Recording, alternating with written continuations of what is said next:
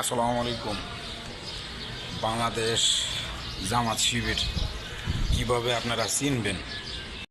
শিবির চিনবেন যেভাবে, রাস্তা দিয়া চলার সময় দেখবেন প্রথমে আপনি সালাম দেওয়ার আগে তারা সালাম দিব। এটা হচ্ছে জামাত শিবিরের 1 নম্বর বৈশিষ্ট্য। এবং এবং তারা গ্রামে যারা বেনামাজি আছে তাদেরকে সাথে নিয়ে নামাজের দাওয়াত দিয়া মসজিদে নিয়ে যাবে।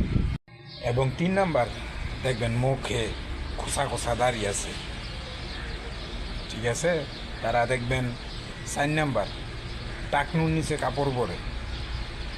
এবং 5 নাম্বার, নারী মহিলাদেরকে তারা খুব ইজ্জত করে। এবং গ্রামে উন্নয়নমূলক কাজ করে। আরও অনেক বৈশিষ্ট্য আছে যেগুলা আপনি একটা মানুষকে ফলো করলে সে শিবির করে না কোনো সন্ত্রাসী সংগঠনের সাথে সংযুক্ত আছে, আপনার এটা বুঝতে পারবেন।